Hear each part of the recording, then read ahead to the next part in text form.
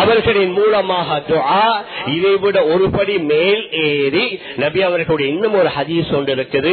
ஒருவர் தண்ணீரில் மூழ்கி கொண்டிருக்கிறார், ஏதோ ஆற்றிலேயோ அல்லது கடலிலேயோ தண்ணீரில் மூழ்கி கொண்டிருக்கிறார். மூழ்கிறவர் சத்தம் போட்டார், யாராவது வாங்க உதவி செய்யுங்க, என்னை காப்பாற்றுங்க என்று சத்தம் போட்டுக் கொண்டிருக்கிறார். அவர் யாராவது வரமாட்டார்களா என்று எதிர்பார்த்துக் கொண்டிருக்கிறார். அதே மாதிரி தன் கபரிலே உள்ள பெற்றோர்கள், தாயும் தந்தையும் தன்னுடைய பிள்ளை தனக்கு துஆ செய்ய மாட்டார்களா, தன்னுடைய பாவங்களுக்கு மன்னிப்பு தேட மாட்டார்களா என்று அந்த பெற்றோர்கள் எதிர்பார்த்துக் கொண்டிருப்பார்கள் என்றார்கள் ஹதரத் ரசூலுல்லாஹி ஸல்லல்லாஹு அலைஹி வஸல்லம்.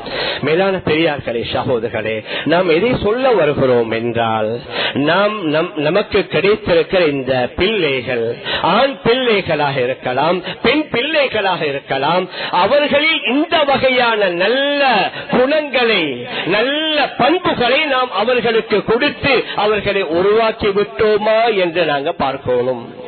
வெறுமனே படிக்க வைப்பது மாத்திரம், அவர்களுக்கு தேவையான பேங்க்ல பெரிய ஒரு தொகையை பணத்தை போட்டு வைப்பது, நாங்க மரணிப்பதற்கு முன்னாலே அவங்களுக்கு தேவையான வீடுகளை வாங்கி வைப்பது, வெளியில் அவர்களுக்கு காணி பூமிகளை வாங்கி வைப்பது, அவர்களுக்கு தேவையான சொத்து செல்வங்கள் தாராளம் செய்யலாம்.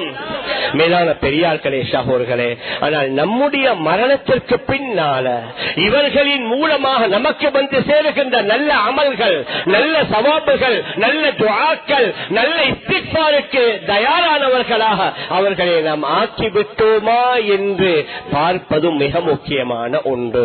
அதற்காக வேண்டி இந்த பிள்ளைகளை நாம் எந்த முறையில் நல்லவர்களாக மாற்றலாம்.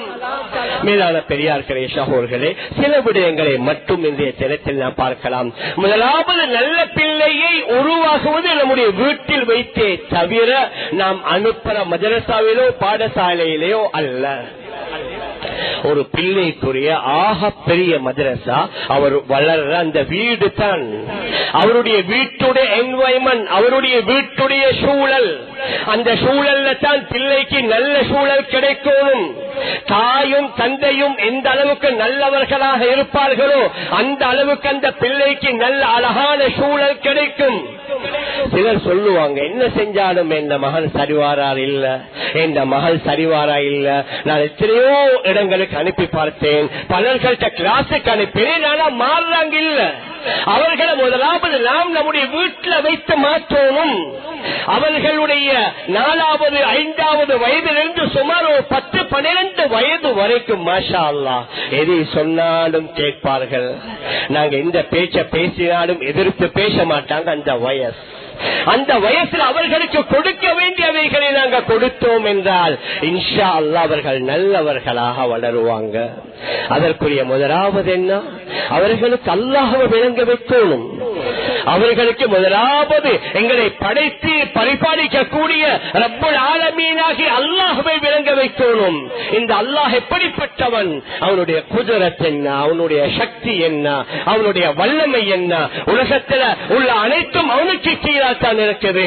அவன் நாட்டது மட்டும் தான் நடக்கும். உலகத்தில் வேற யாரும் எதை நாடினாலும் அது நடக்காது.